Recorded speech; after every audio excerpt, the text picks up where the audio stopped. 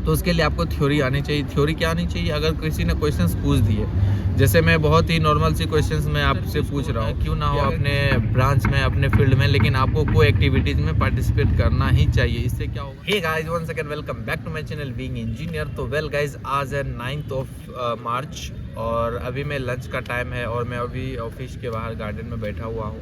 और शायद कल मैंने एक वीडियो अपलोड करी है, तो उसमें प्रॉपर मैंने वीडियो नहीं बनी थी, लेकिन हाँ थोड़ी बहुत इन्फॉर्मेशन उसमें भी दिया था। तो बेसिकली होता क्या है कि हम लोग जो भी प्रोफेशनल डिग्री लेते हैं या फिर बीटेक करते हैं, तो उनको क्या होता है कि उनको प्लेसमेंट या फिर पैकेज, इन सब शब्दों से बहुत प्यार होता है और बहुत ही ज़्यादा वो इस वर्ड के प्रति अट्रैक्ट होते हैं और उसके बारे में जानने की जिज्ञासा रखते हैं। तो वेल, आज हम लोग दो टॉपिक के ऊपर डिस्कशन करेंगे। फर्स्ट वन इज ये रहेगा कि हमें क्या करना चाहिए अगर हम लोग कॉलेज में हैं, तो हमें क्या करना चाहिए, अगर हम कॉलेज में हैं तो हमें क्या नहीं करना चाहिए। तो ये दोनों टॉपिक जो हम लोग अलग अलग डिस्कस करेंगे। तो आज का टॉपिक हमारा रहेगा कि हमें क्या करनी चाहिए, और कल मैं बताऊंगा इसी जगह इसी समय कि हमें कॉलेज में क्या नहीं करनी चाहिए। तो चलिए गाइस, वीडियो को स्टार्ट करते हैं। लेकिन वीडियो स्टार्ट करने से पहले अगर आप हमारे चैनल पे नए हैं तो प्लीज़ चैनल को सब्सक्राइब कर लीजिए, और आपको वीडियो अच्छी लगती है तो लाइक कीजिए और दोस्तों में शेयर कीजिए। तो वेल गाइस, आज जो हमने टॉपिक चूज़ करा है वो ये है कि हमें कौन सी गलती कॉलेज लाइफ में नहीं करनी चाहिए। चाहे आप किसी भी कॉलेज में पढ़ रहे हो, कितनी भी बड़े यूनिवर्सिटी में पढ़ रहे हो, लेकिन गलतियाँ तो सबसे होती है। हम लोग इंसान हैं तो इंसान से गलतियाँ होगी, मेरे से भी होती है, हमारे सारे दोस्तों से होती है। आज जो मैं कुछ बातें बताने वाला हूँ आप लोगों को, ये सिर्फ मेरे पर्सनल व्यूज़ नहीं है, ये सारे मेरे कुछ दोस्तों या फिर मेरे जो भी कलीग्स वगैरह हैं उनसे बात करके मैं आप लोगों के सामने ये टॉपिक रख रहा हूँ और अपना ये पक्ष, अपनी ये बातें रख रहा हूँ। तो बेसिकली हम लोग गलतियाँ कहाँ कहाँ करते हैं और वो गलती नहीं करनी चाहिए। तो सबसे पहली चीज़, हमें कॉलेज में क्या करनी चाहिए? पढ़ाई तो हम लोग करते ही हैं। दूसरी चीज़, पढ़ाई के साथ हमें कोई एक्टिविटी में भी पार्टिसिपेट करना है। आप चाहे कितने भी बड़े कोडर क्यों ना हो, कितने भी इंटेलिजेंट क्यों ना हो, अपने मास्टर पीस क्यों ना हो अपने ब्रांच में, अपने फील्ड में, लेकिन आपको कोई एक्टिविटीज़ में पार्टिसिपेट करना ही चाहिए। इससे क्या होगा कि आपका जो कम्युनिकेशन स्किल है और संग ही संग आपका जो एक फ्रेंडली नेचर होता है वो कहीं ना कहीं इन्हेंस होता है, क्योंकि इंट्रोवर्ट जो है वो एक्सेप्टेबल नहीं होता है किसी भी कंपनी में। आपको जो है बोलना ही पड़ेगा, आपको खुल के सामने आना ही पड़ेगा, क्योंकि हो सकता है अगर आप खुल के सामने नहीं आओगे, क्योंकि एक कहावत है ना कि जो दिखता है वही बिकता है।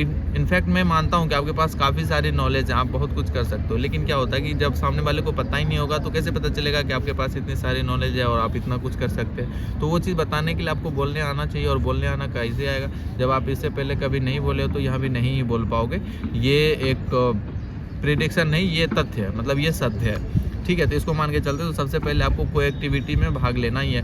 कोई एक्टिविटी इन द सेंस कि आपके कॉलेज में अगर क्लब है तो उसमें पार्टिसिपेट करो, या फिर आप जीडी वगैरह में पार्टिसिपेट करो। जितने भी कोई एक्टिविटी होते हैं आपके कॉलेज में, उन सभी चीज़ों में पार्टिसिपेट करो। संग ही संग जो बच्चे सिर्फ कोई एक्टिविटीज़ में ही भाग लेते हैं, तो उसके लिए कि भाई थोड़ा सा पढ़ाई भी कर लो। पढ़ाई इसलिए कर लो कि दो चीज़ें होती है, पढ़ाई के दो मायने होते हैं। एक होता है प्लेसमेंट प्रोस्पेक्टिव से पढ़ाई करनी, और दूसरी होती है कि जो हमें नॉलेज मिलना चाहिए।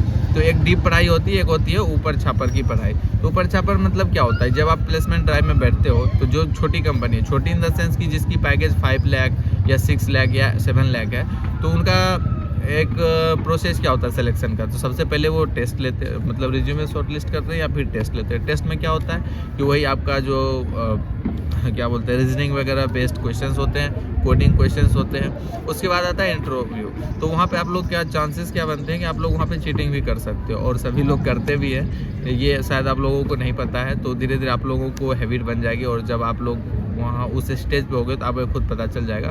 तो कहीं ना कहीं आप चीटिंग करके उसमें तो पास कर जाओगे। अब मेन मैटर फंस जाता है हमारा टेक्निकल राउंड में। टेक्निकल राउंड में क्या होता है कि वहाँ क्वेश्चन पूछते हैं टेक्निकल। तो टेक्निकल में वहाँ कोड कराएंगे नहीं कराएंगे वो सामने वाले पे डिपेंड करता है, और 90% ये है कि आपसे कोड नहीं ही लिखवाएंगे तो बहुत ही जनरल बेसिक कोड लिखवाते हैं। तो उसके लिए आपको थ्योरी आनी चाहिए। थ्योरी क्या आनी चाहिए? अगर किसी ने क्वेश्चंस पूछ दिए, जैसे मैं बहुत ही नॉर्मल सी क्वेश्चंस मैं आपसे पूछ रहा हूँ कि अगर किसी ने ये पूछ दिया कि HTML5 में और HTML में क्या अंतर है, HTML फर्स्ट और 5 में क्या अंतर है, तो आपको ये चीज़ डिस्क्राइब करना पड़ेगा वहाँ पे कि इसमें क्या अंतर है। अब हम लोग सभी जानते हैं कोई 5 यूज़ कर रहा है तो उनको इतना बातें नहीं पता होती कि उसमें कुछ फीचर्स हैं।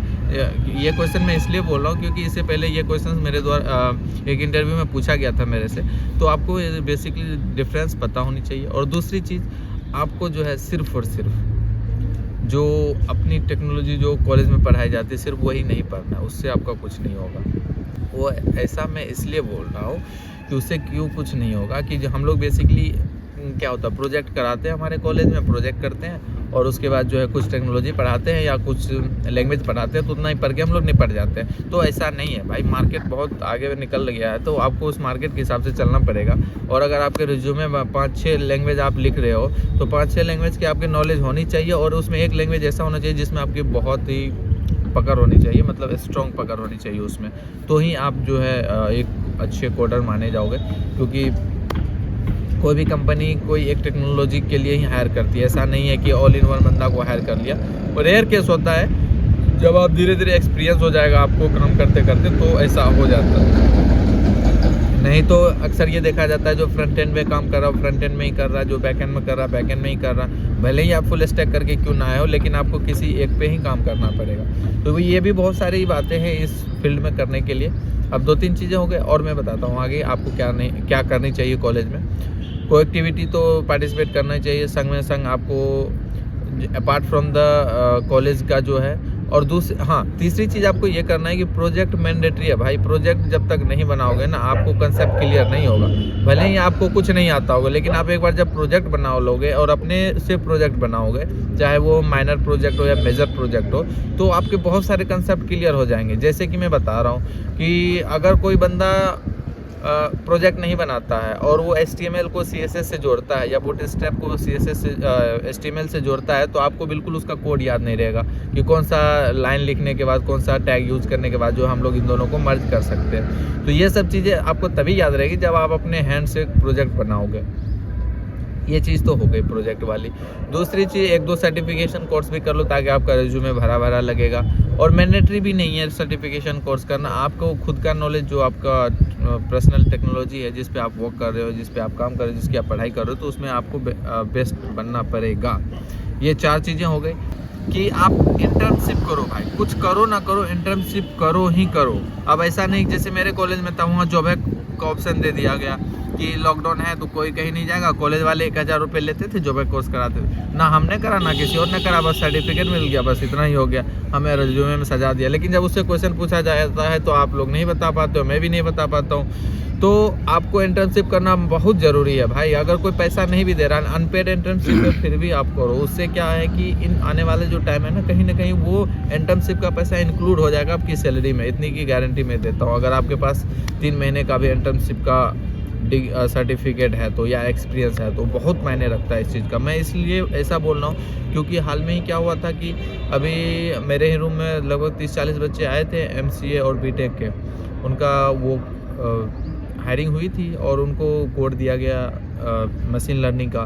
जब कोड करने के लिए जब पूछा गया उनसे तो वो बता नहीं पाए, और उसमें से 3 बच्चे ऐसे थे जिन्होंने इंटर्नशिप करी थी, तो वो अलग ही दिख रहा था। उनको पता था कि काम कैसे की जाती है, कैसे होना चाहिए, और सब अनाड़ी बंदों की तरह इधर उधर घूम रहा है या ऐसे उसे कर रहा है, लेकिन उनको एक सिस्टम या डिसिप्लिन था उसके अंदर या फिर नॉलेज भी थी। तो इसीलिए मैं कहता हूँ इंटर्नशिप होना बहुत ही ज़्यादा ज़रूरी है।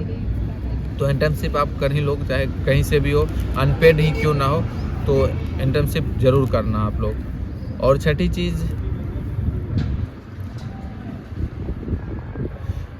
चीज़ आप लोग ये करो कि ज़रूरी नहीं है कि कॉलेज में हमारा जो है कॉलेज लाइफ ख़त्म होगा या फिर कॉलेज ख़त्म होगी तभी हम लोग जो है आगे स्टडी या फिर जॉब के लिए ढूंढेंगे या प्लेटफॉर्म यूज़ करेंगे, ऐसा नहीं है।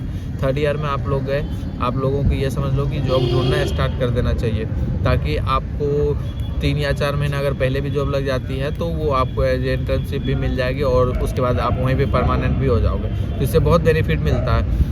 तो 2-3 साइट्स मैं आपको बता रहा हूँ, जैसे इंडीड हो गया, लिंक्डइन हो गया और naukri.com हो गया। तो मुझे पर्सनली ऐसा फील होता है कि इंडीड और naukri.com ही सही है। लिंक्डइन पे अपना प्रोफाइल बनाओ और उसको मेंटेन भी करो, रेगुलर पोस्ट भी डालो, तो एक अच्छा इमेज बनता है। वो उसको स्टैंडर्ड बोला जाता है कि वो एक स्टैंडर्ड है एक प्रोफेशनल व्यक्ति के लिए। तो बेसिकली उतना जॉब तो मुझे नहीं लगता है कि लिंक्डइन पे मिलता है। हाँ, लेकिन वो क्या बोलते हैं उसको, कनेक्शन आपकी एस्टेब्लिश्ड हो जाएगी वहाँ पे और अच्छी वाली कनेक्शन बन जाएगी, तो ये बेनिफिट हो सकता है आप लोगों के लिए।